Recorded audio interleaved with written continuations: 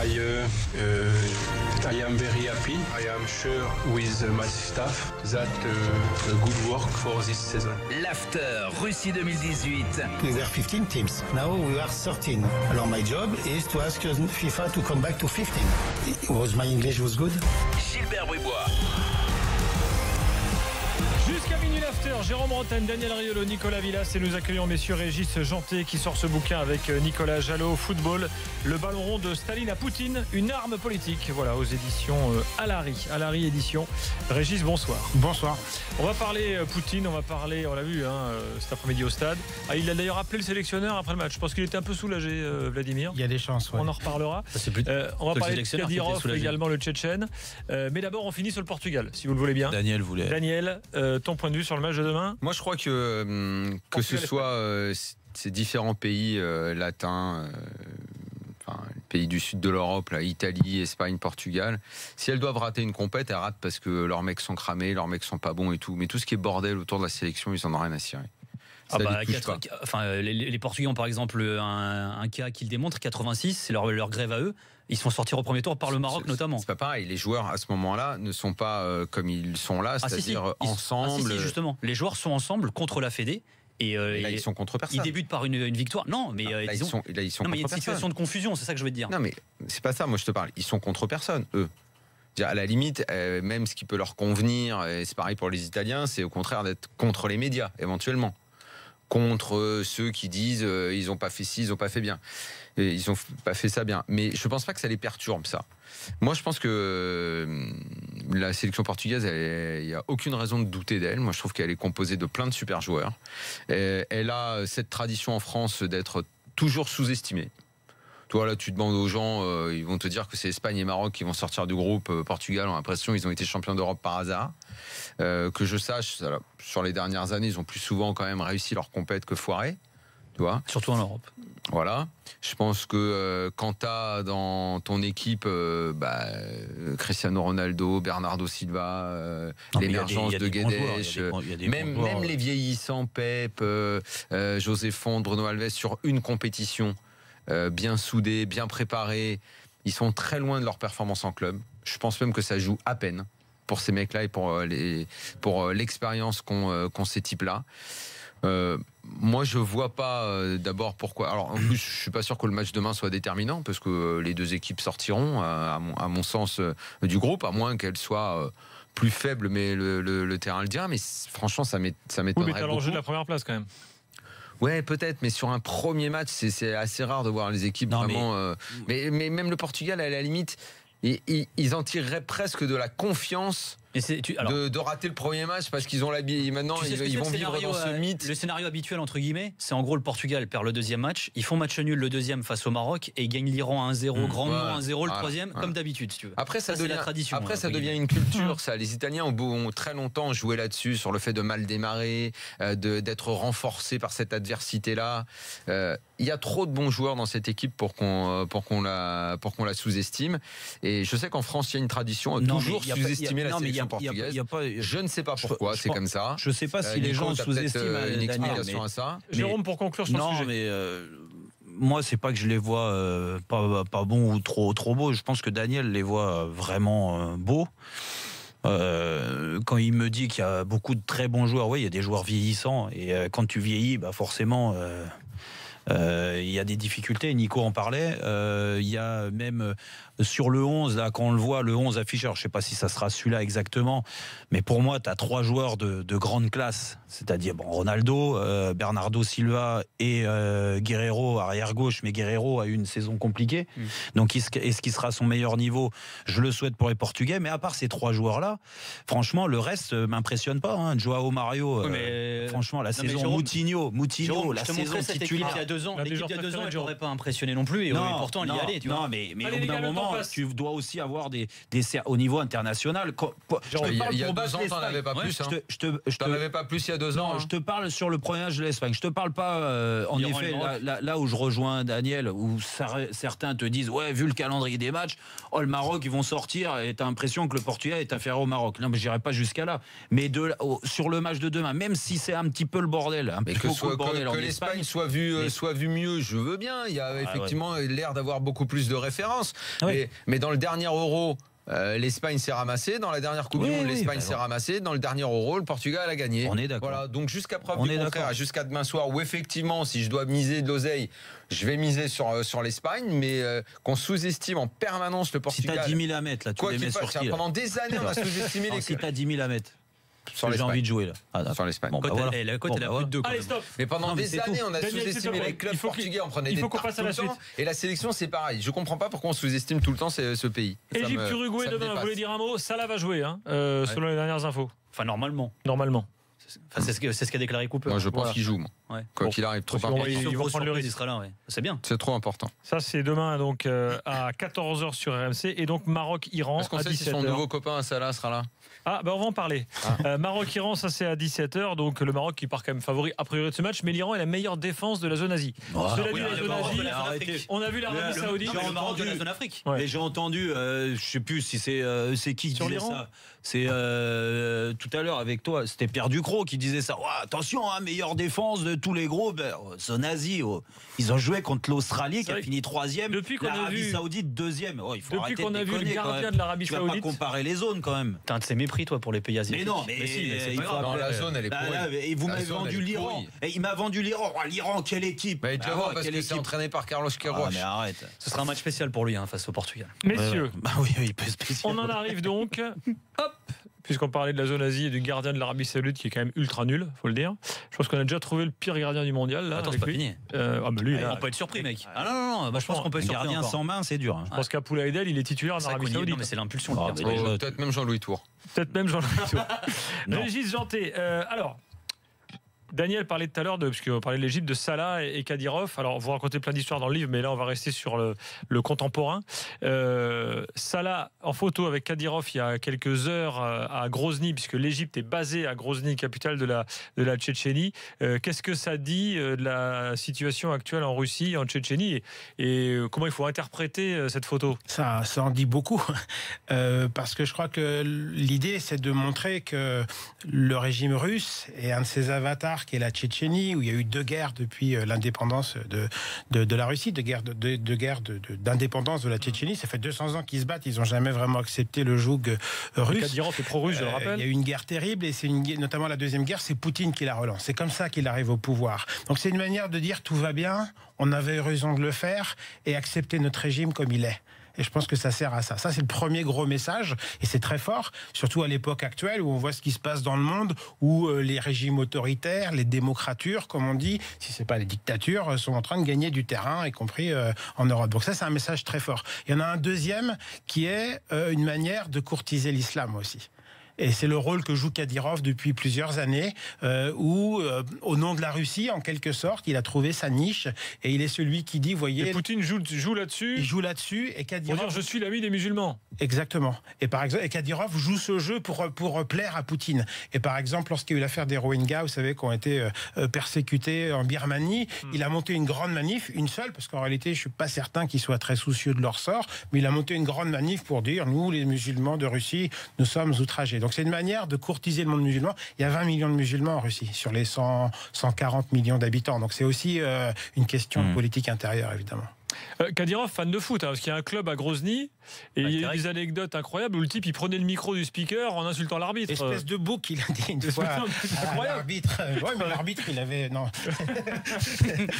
Oui, effectivement. Mais là aussi, c'est de la politique, parce que je disais que ça fait 200 ans que cette république du Caucase n'a pas accepté le colonialisme russe, si vous voulez. Et à chaque fois qu'il y a eu un coup de mou à Moscou ou à Saint-Pétersbourg, enfin qu'il y avait un problème politique, les Tchétchènes ont essayé de se séparer. Ils ont lancé des guerres, etc.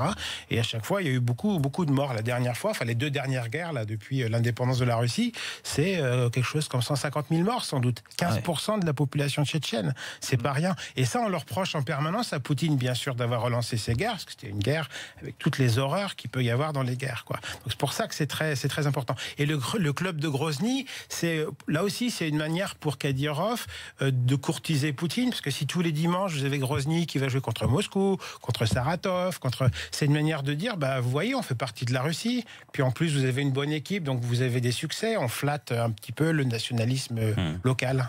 Kadyrov qui avait, rappelez-vous, invité à l'époque Maradona et plein d'autres joueurs là, en leur filant des grosses montres.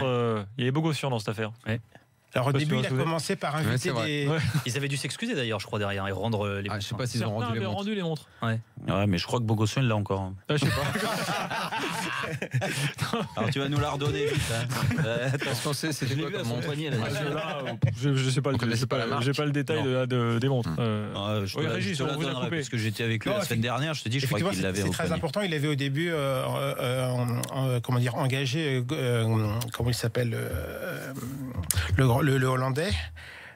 Oui. Comme entraîneur, et ça n'a pas marché. Parce que c'était le fonctionnement de ces clubs. Entraîneur hollandais. Oui. Leading, advocate. Non, Gullit, c'était Gullit. Et qui s'en fichait, en fait, qui est venu là pour dans l'histoire du foot, l'argent, tu me dis, Daniel, etc. je te dis. Ça n'a pas marché. Donc après, il a essayé de former des joueurs locaux, et c'est aussi une manière de flatter le nationalisme local en essayant de faire pousser des joueurs tchétchènes, ce qui n'est pas facile. Alors revenons à Poutine. Alors on a vu des scènes assez surréalistes de la tribune officielle, parce qu'il y avait donc Infantino, à sa gauche Poutine, et à sa droite le prince Salman d'Arabie Saoudite, jeune souverain saoudien qui a une poigne aussi de fer. Et dès que la Russie marquait un but, Poutine il se retournait vers Salman et il fait genre désolé mon gars. Hop, voilà. Et il serrait la louche. Diplomatie. Ouais, bon, c'était assez étonnant comme scène, ça. Donc là, Poutine, en gros, il a quasiment sauvé sa Coupe du Monde. L'humiliation, il a évité l'humiliation aujourd'hui. Ouais, effectivement, c'est important. Voilà. S'il pouvait aller au deuxième tour, il en serait encore plus content. En même temps, ils ne se font pas beaucoup d'illusions sur cette équipe. Donc, ils ont vraiment misé sur l'organisation, montrer la Russie comme étant un pays capable d'accueillir un événement planétaire, avec toutes les images qui vont aller avec, des stades ultra-modernes, histoire de dire que si la Russie n'est pas démocrate, en tout cas, elle est moderne et elle fait bien partie du monde, donc acceptez-nous comme nous sommes. Alors il y a quand même, on sait qu'en Russie il y a quelques médias qui sont inféodés au pouvoir, comme la chaîne Russia Today par exemple, qui d'ailleurs émet en français depuis quelques temps. Et là il y a une petite affaire du jour quand même, puisqu'il y a une députée communiste qui a dit, vous avez suivi ça Régis, qui a lancé un message aux femmes russes en disant surtout ne couchez pas avec les supporters qui viennent en Russie. Alors évidemment, ça a créé une polémique incroyable. Donc, je ne sais pas si vous avez un truc à nous dire là-dessus, mais... Si, c'est toujours ce qui se passe en Russie. Ce sont des gens qui sont cooptés, qui font partie du pouvoir. Alors là, c'est le Parti communiste, mais le Parti communiste, c'est une marionnette du parti de Poutine et du Kremlin, en quelque sorte. Donc, on entend toujours des choses assez bizarres comme ça, qui à la fois affichent le patriotisme, on défend la Russie. Puis là, elle est en train de traiter la moitié de la Russie, c'est-à-dire les femmes de putes, quoi. C'est à peu près ça. Alors que voilà, les femmes russes sont comme toutes les autres. Elles n'ont pas forcément envie d'aller coucher avec les étrangers. Donc ça fait partie de ce nationalisme assez dégueulasse qu'on entend un peu partout, que le Kremlin laisse à d'autres, effectivement, des députés. On a ça sur plein de choses. On a ça aussi en Tchétchénie, où on a eu des véritables persécutions contre les homosexuels, juste pour des raisons comme ça, politicardes, de sordides en réalité. Donc voilà, c'est pas plus que ça. Mais ça surfe sur le fond de nationalisme avec lequel Poutine joue. Lui, je sais pas s'il est vraiment nationaliste, Poutine. Enfin, il l'est, mais il est surtout opportuniste, ces choses-là. Il est poutiniste, exactement, il l'utilise. Mais en fait, c'est aussi dans cette Russie-là qu'on laisse faire. Lui, en plus, il aime pas le foot, il aime le hockey, lui. Il est pas très foot, effectivement. Le judo, non, c'est ça, non ? Ok, judo, effectivement. Mais le foot, c'est pas son truc. Toute la Russie a toujours été, les grands dirigeants russes et soviétiques ont toujours été divisés entre les pro-hockey, genre Brejnev, par exemple. Donc, à l'époque, le hockey était plutôt soutenu par le pouvoir. Et puis, les pro-foot, il y en a un petit peu moins, parce que c'est toujours une terre difficile pour le foot, la Russie. Mais Beria, alors là, on remonte dans les années 30. Les pro-tennis, rare, Eltsine. Les pro-tennis, pas trop. Boris Eltsine. Voilà. Boris Eltsine, quand même. Après l'URSS, exactement. Ah ouais, Boris Eltsine à mort. Effectivement. Ah oui, parce qu'il avait le capitaine de Coupe Davis qui était son prof. Ah ouais, non, mais il en a donné de l'oseille pour qu'il gagne la Coupe Davis. Hein. Ils l'ont gagné d'ailleurs contre la France. Ils l'ont gagné. Ils avaient une bonne équipe, tu me diras. Bon, oui, Beria était un malade de foot, lui. Bon, ça remonte un peu. C'était le Dynamo, non ? C'était ça ? C'était le fondateur du... Franck Beria ? Non, pas Franck. Son grand-père. Mon arrière-grand. Lui, c'était plutôt un fan de foot. Il jouait d'ailleurs un petit peu. On est dans les années 30, 20-30. Il crée le Dynamo de Tbilissi en 25. Et ça, c'est effectivement l'équipe du Dynamo. Donc, c'est les équipes des espions de la police, puisqu'il s'agissait d'entraîner les défenseurs de la patrie soviétique pour être en bonne forme physique. Alors, il y a des matchs qui vont se jouer à Kaliningrad. Ouais. Kaliningrad, c'est une petite enclave russe entre la Pologne et la Lituanie. Alors, c'est assez étonnant, cet endroit, finalement, parce que pourquoi est-ce que c'est toujours russe? Et puis, alors là, on a choisi de jouer des matchs là, justement, pour... Là aussi, c'est de la géopolitique, pour montrer que cet endroit-là reste la Russie. Parce que l'équipe joue, je crois, au niveau de la 3e division, l'équivalent. Ils ont à peu près 4000 spectateurs en moyenne par match. Il y a un stade de grosse 45 passion 000, du football, il va être un petit peu vide. C'est comme à Sochi, c'est pareil.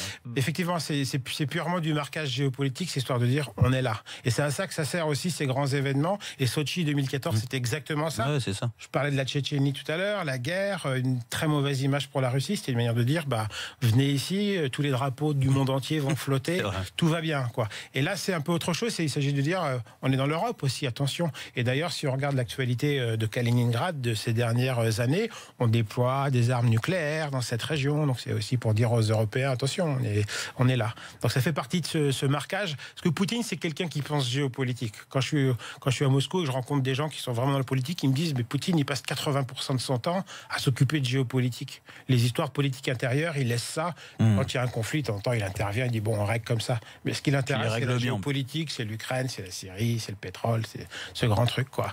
Il est vraiment dans le fantasme de la puissance. C'est ça son truc, c'est la puissance. La puissance russe, quoi. La puissance russe. Et en 2002, donc il était jeune président, il est arrivé en 2000, en mai 2000, il est élu président.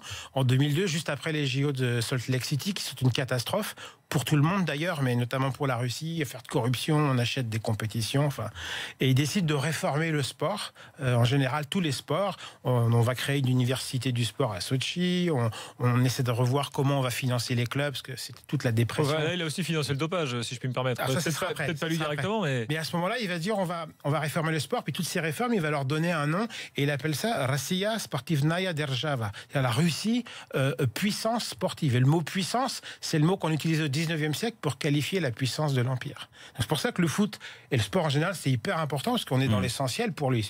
La puissance, il n'y a que ça qui compte. Alors, donc il y a eu un dopage institutionnalisé en Russie pendant des années, qui a valu à la Russie d'être mis au banc du CIO. Il n'y a pas de raison qu'il n'y ait pas de dopage dans le foot. Il y a on n'a pas d'informations. Pour l'équipe nationale, ça se verrait un peu quand même. Ouais. Pas trop vu. Là. Ils ont mis 5-0 quand même. Alors ça a peut-être failli se voir. Le type, je crois qu'il s'appelle Rodchenko, qui avait révélé toute l'affaire du dopage, qui est parti aux États-Unis. Ouais. Qui est parti aux États-Unis après. C'est l'ancien patron du laboratoire antidopage de Moscou. Et il a fourni des preuves absolument irréfutables. Le mec, il a organisé le truc, donc il savait quoi au courant. Et il dit qu'il y a eu un projet pour doper l'équipe de foot. Un projet. Alors il n'y a que lui qui le dit, ça n'a pas été confirmé, puis on en a très peu parlé. Mais apparemment, ça a un peu comme traîné. Les Coréens en 2002. Mais c'est un peu compliqué quand même pour le foot. Il y a beaucoup à faire. Oui. Donc le foot est quand même un peu dépendant des partenaires, mais enfin bon, ça peut quand même tout de même aider. Il y en a sans doute eu dans l'histoire du foot soviète, etc. Mais c'est des choses sur lesquelles on a très peu d'informations. Alors c'était un sport en Russie qui était il y avait beaucoup de tricheries, beaucoup d'argent qui circulait. Par exemple, dans tous les pays du monde, depuis toujours, il y a à peu près 25% de matchs nuls sur une saison. C'est à peu près partout pareil. Et en Union soviétique, c'était comme ça. Tous les ans. Et je crois que c'est en 77, on monte à 44%. Tout d'un coup. Puis là, on a compris qu'il y avait des équipes qui se ménageaient des matchs retour les veilles de compétition européenne, etc. Donc on change le règlement. Puis en 78, si je ne me trompe pas, on est retombé à 24%. Voilà. Pas mal ça. Régis Janté, merci beaucoup. Donc le ballon rond de Staline à Poutine. Donc c'est le soir de là. Aujourd'hui, c'était le jour pour parler de ça, bien sûr. Parce qu'on a vu. Je ne sais pas s'il ira aux autres matchs, Poutine, on verra. Pas sûr. Là, il y avait tout le monde, il y avait tout le chef. Absolument. Donc, il fallait qu'il soit. Il va suivre la Russie quand même, non? Peut-être. Je pense que. À mon avis, tu le verras plus. Ouais. J'aurais tendance à penser ça. Il est occupé avec d'autres trucs là. Sauf s'ils vont en finale. Ouais, alors on le verra plus. Merci Régis en tout cas. Nico, merci également. À très vite. Bravo. Nous, dans quelques secondes, on passe à toute le Portugal, là, quand j'aurai le mauvais sort. Il y a Jérôme qui m'a donné le résultat de demain. Pour l'Espagne. Et Bernardo Silva avec un Y. C'est-à-dire, il a cru que c'était le gardien de Lille, l'ancien du Sénégal. Tony Silva Silva avec un I. Non, t'as bien Y. Mais pourquoi tu me fais. Le dénonce pas, il a été au lycée, il t'a dit tout à l'heure. C'est incroyable quand même. T'apprends à écrire Silva au lycée. Merci Nico. Prends les noms de famille, toi. Merci Régis. C'est une nouvelle d'origine sénégalaise, le gardien du Portugal. Dans quelques instants, plus le quiz et le journal moyen d'Adrien. C'est dans quelques instants dans la. Ah ouais.